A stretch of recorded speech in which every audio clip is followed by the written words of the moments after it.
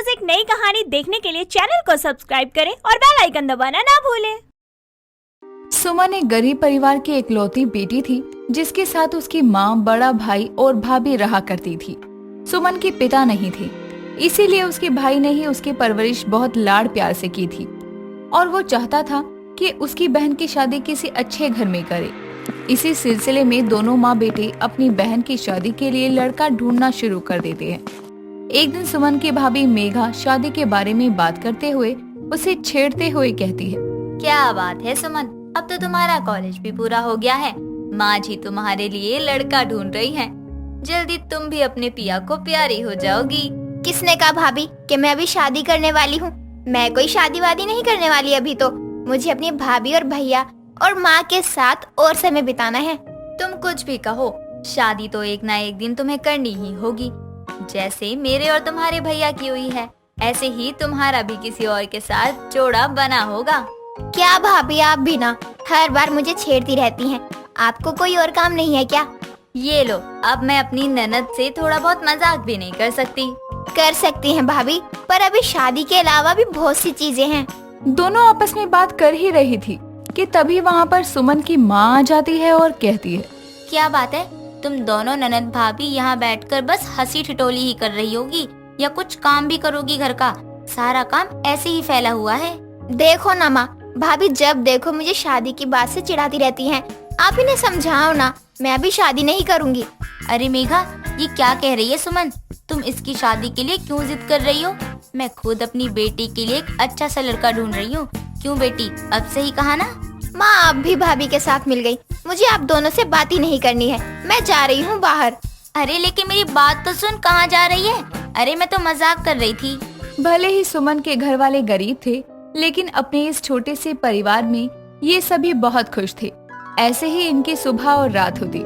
एक दिन जब मेघा बाजार जा रही थी, तभी उसे अपनी एक पुरानी दोस्त मिलती है जिसका नाम सरला था।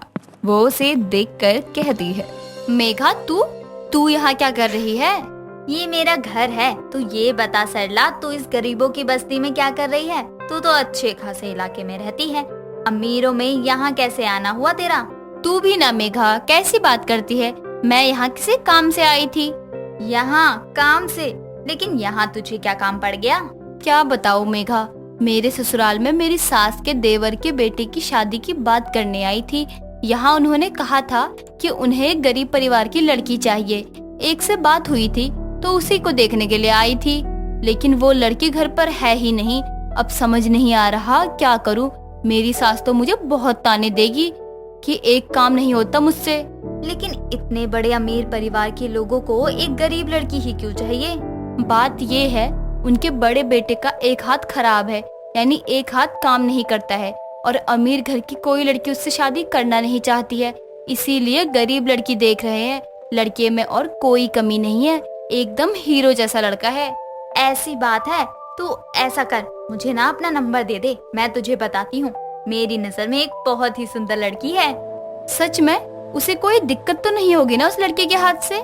मैं तुझे सब बताऊंगी। इतना कहकर अब मेघा वहाँ से चली जाती है और घर आकर अपनी सास को सब कुछ बताते हुए कहती है, माँ जी, आज मुझे मेरी एक पुरानी दोस्त मिली थी। वो एक लड़के के बारे में बात कर रही थी जिसके लिए उसकी माँ लड़की ढूंढ रही है। उन्हें एक गरीब परिवार से लड़की चाहिए, तो मेरे मन में अपनी सुमन का ख्याल आ गया। क्या कहा?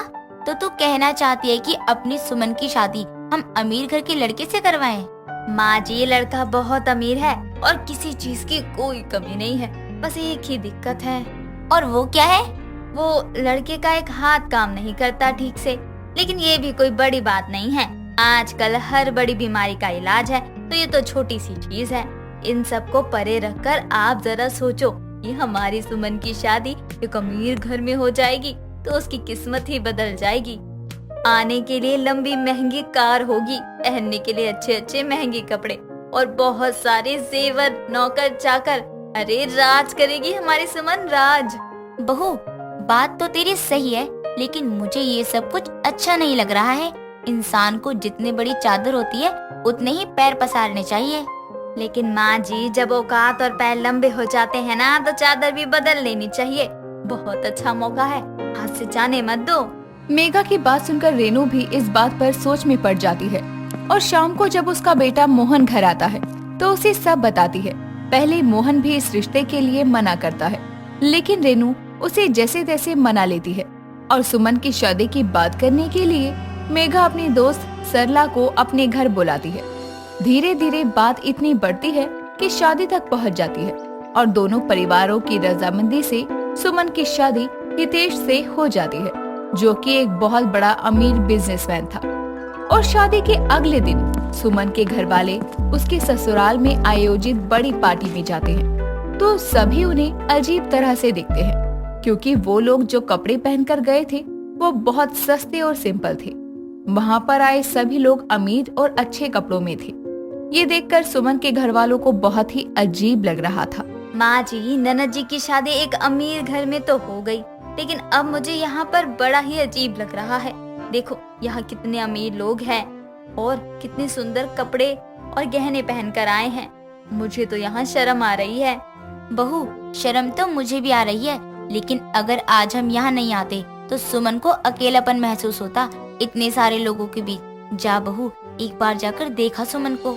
इतना कहकर अब रेनू मेघा को सुमन को देखने के लिए भेज देती है। तो मेघा सुमन के कमरे में जाती है, जहाँ वो बहुत ही सिंपल साड़ी में अपने मायके से मिले गहनों में खड़ी थी और उसके सामने उसकी सास भी थी, जो देखकर उसे कह रही थी, सुमन, ये कैसे कपड़े पहने हैं तुमने?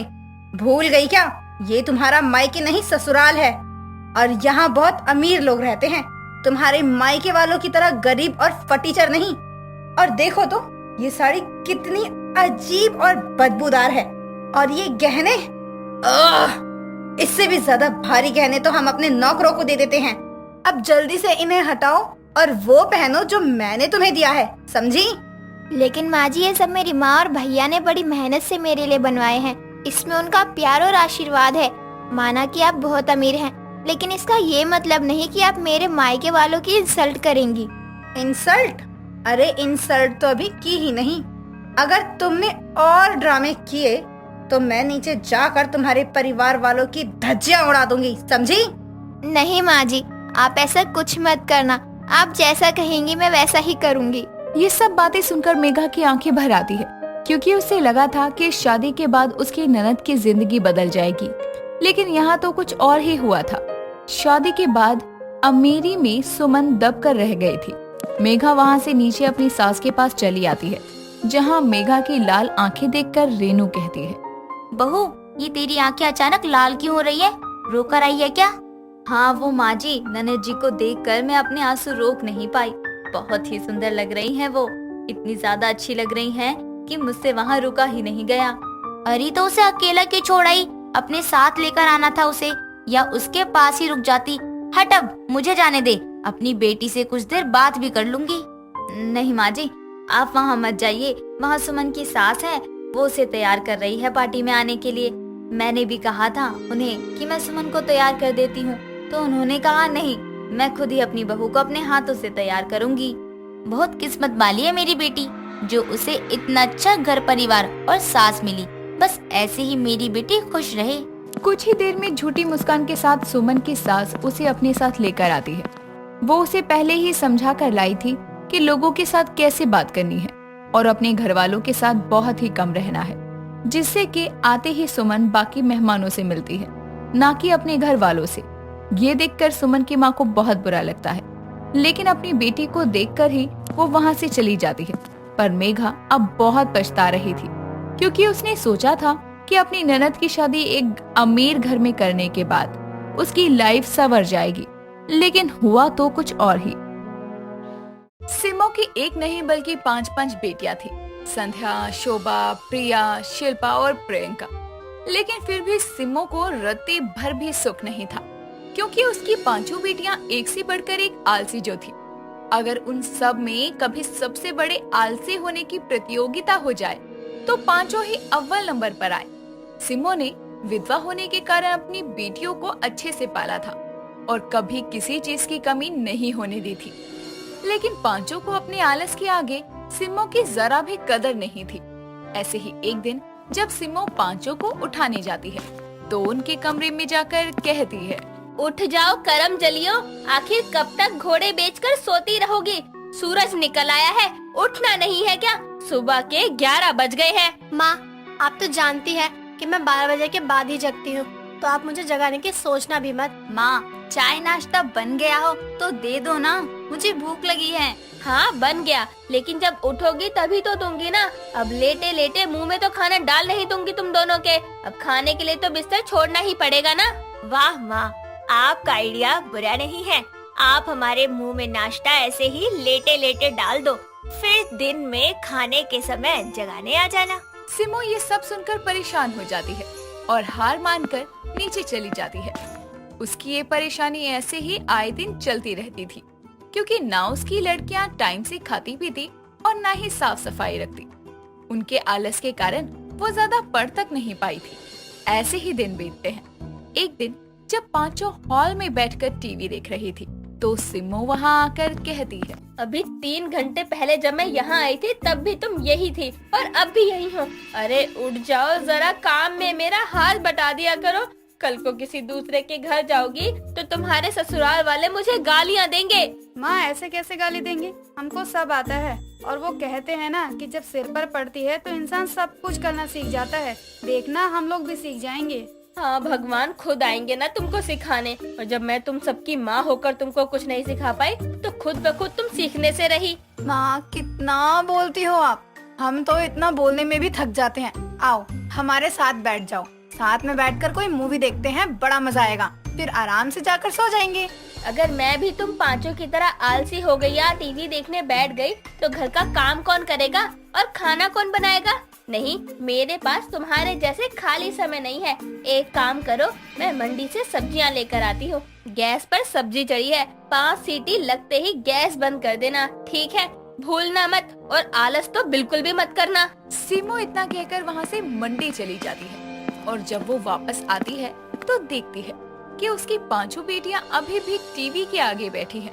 और उनको देखकर सिमो किचन में जाकर देखती है कि कुकर अभी भी गैस पर है और सब सब्जी जल चुकी है। ये सब देखकर वो कुकर लेकर बाहर आती है और अपनी बेटियों को दिखाते हुए कहती है, तुम सब नलायकों के बस की कुछ नहीं है। मैंने तुमको बोला था कि 5 सीटी पर गैस बंद कर देना, तुमसे इतना भी नहीं हुआ। हाँ माँ, मुझे याद है आपने ये कहा था, लेकिन मुझे 5 सीटें गिनने में आलस आ गया। आप शोभा से पूछो ना, उसने बंद क्यों नहीं किया? माँ, मैंने 5 सीटी तो गिनी, लेकिन मुझे रसोई में जाने में आलस आ गया तो मैं गैस बंद करके नहीं आई। पर प्रिया तो रसोई में गई थी, आप उससे पूछो गैस बंद क्यों नहीं की उसने। मैं रसोई में गई तो थी, लेकिन मुझे गैस बंद करने में आलस आया और मैंने नहीं किया। ये सब होते हुए देखकर सिमो प्रियंका से कहती है, क्यों री, तू तो इन सब में सबसे बड़ी है, तूने कुछ क्यों नहीं किया? माँ, बाद में बताऊंगी, अभी मुझे जवाब देने में आलस आ रहा है। सिमो का गुस्सा ये सब सुनकर आसमान पर पहुंच जाता है। वो लाल मुंह लेकर वहाँ से चली जाती है। जिसके बाद एक दिन जब वो परेशान होकर अपनी गली में टहल रही थी, तो मिश्रा जी उसके पास आकर कहते हैं, क्या बात है सिमो जी, बड़ी परेशान नजर आ रही हो। आज आप रोज से भी ज्यादा परेशान हो। अगर पड़ोसी ही पड़ोसी के काम नहीं आएगा तो कैसे चलेगा? मिश्रा जी, जिसकी 5 आलसी बेटियां होंगी वो परेशान नहीं होगी तो क्या होगी? छोड़िए आप ये सब, मेरा दुखड़ा सुनने से कुछ नहीं होने वाला। कौन सी मेरी बेटियां आलस छोड़ देंगी? सिमो जी, आप भी ना, बस इतनी सी बात। बेटियां कितनी भी आलसी क्यों ना हो, लेकिन माँ की तकलीफ नहीं देख सकती। बस आप भी यही करना। क्या मतलब आपका? मैं कुछ समझी नहीं, आप सीधा बताइए, पहेली क्यों बुझा रहे हैं? जी बस यही करना है आपको। अपनी तबीयत खराब होने का या कहीं से गिरने का नाटक करना होगा। जब वो आपको तकलीफ में देखेंगी तो खुद ही आपकी मदद करेंगी। जी देखिए, मैं अभी इस बारे में कुछ कह नहीं सकती, क्योंकि मैंने अपनी बेटियों से जिंदगी में कभी झूठ नहीं बोला। बाकी आगे की आगे देखते हैं। सिमो ये बोलकर घर आ जाती है, लेकिन उसकी और मिश्रा की बातें उसकी पांचों बेटियां छुपकर सुन लेती हैं। और अगले दिन जब वो अपनी माँ के कमरे में जाती है, तो उसे पैर पर पट्टी लपेटे हुए देखती है। तो उसके पास जाकर वो कहती है, माँ उठो, भूख लगी है, 12 बज चुके हैं, हमें नाश्ता बना कर दो। कुछ दिन घर तुम संभाल लो, मेरे पैर में जरा मोच आई है, डॉक्टर ने चलने फिरने से मना किया है। माँ, मोच आई है, ज्यादा बड़ी बात नहीं है। चलो उठो और हमारे लिए कुछ बना दो, जल्दी से और बढ़िया सा। आपको पता है कि हमको आलस आता है और काम करना जरा भी पसंद नहीं है, फिर भी अब तक आपने हमारे लिए नाश्ता नहीं बनाया। सिम्मो ये सुनकर आंखों में आंसू भरकर उठती है और रसोई की तरफ बढ़ने लगती है, लेकिन वो रास्ते में ही गिर पड़ती है, जिसे देखकर शिल्पा कहती है, माँ, नाटक करना तो कोई आपसे सीखे।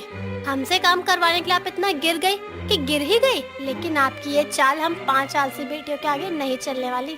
वाह माँ, क्या एक्टिंग कर रही हो आप। अब उठो जल्दी से और नाश्ता बना दो, बस बहुत हो गया। ये बोलकर पांचों वहाँ से चली जाती हैं। और जब पांचों बाहर आती हैं, तो प्रियंका सबसे कहती है, कहीं माँ सच में तो दर्द में नहीं, कहीं उनको सच में मोच तो नहीं आ गई। हमको एक बार जाके देखना जरूर चाहिए। हो सकता है उन्होंने मिश्रा अंकल की बात ना मानी हो और माँ सच में कहीं गिर गई हो और उनको मोच आ गई हो। हाँ, एक बार जाकर माँ को देखते हैं। उनके आंसू मुझे भी झूठे तो नहीं लग रहे थे। ये सब बोलकर वो पांचों फिर से सिम्मो के कमरे में आती है, जहाँ सिम्मो उठने की कोशिश करते हुए कहती है, कितनी अभागी माँ हूँ मैं, जिसे एक नहीं 5-5 आलसी बेटियाँ मिली है, जिनको अपनी माँ का दर्द भी नहीं नजर आता। सिम्मो ये बोलकर जैसे ही उठने की कोशिश करती है, तभी उसकी पांचों बेटियां वहाँ आती हैं और प्रिया अपनी माँ से रोते हुए कहती है, माँ, आपको तो सच में पैर में मोच आई है, हमको माफ कर दीजिए। हमें लगा कि ये सब आप हमसे काम करवाने के लिए कर रहे हैं। हमने आपको और मिश्रा अंकल को बात करते सुना था, हमें माफ कर दीजिए। मेरी बच्चियों, तुम 5 आलसी बेटियों की माँ इतनी नहीं गिरी कि तुम सबसे काम करवाने के लिए छल का सहारा ले। ये सब सुनकर पांचों बेटियां सिम्मो को उठाकर बेड पर बैठाती है और दिल से अपनी माँ से अपने किए की माफी मांगकर काम करने लगती है। और सबको काम करता देखकर सिम्मो को भी बहुत खुशी होती है। सब काम करने के बाद अपनी माँ के लिए नाश्ता लेकर आती है और कहती है, माँ लो, नाश्ता कर लो और जल्दी से दवाई ले लो और आप अच्छे से आराम करो, क्योंकि आपको जल्दी से ठीक होना है ना। मेरी बच्चियों, मुझे माफ कर दो, आज मेरी वजह से तुम सबको घर का सारा काम करना पड़ा। माँ, माफी तो हम सबको आपसे मांगनी चाहिए। जो बर्ताव हमने आपके साथ किया, आज इतना सारा काम करके हमको एहसास हुआ कि आप अकेले सब कैसे संभालती हैं। अब से हम सब मिलकर काम बांटकर किया करेंगे और आप आराम करना। ये सुनकर सिम्मो भी खुश हो जाती है और अपनी पांचों बेटियों को गले से लगा लेती है और पांचों बेटियां अपना आलस भूलकर अपनी माँ की खूब सेवा करती है और सबके साथ खुशी से रहती है। दोस्तों, उम्मीद है आपको हमारी ये कहानी पसंद आई होगी। अगर आई तो इस कहानी से जुड़ा एक सवाल आपके लिए है कि सिम्मो ने अपनी बेटियों को कितनी सीटी के बाद गैस बंद करने को बोला था। कमेंट में अपना जवाब बताना ना भूलें। दोस्तों, अगर आपको ये कहानी पसंद आई तो इसे लाइक करें, शेयर करें और कमेंट करके बताएं कि कहानी में आपको सबसे अच्छा क्या लगा।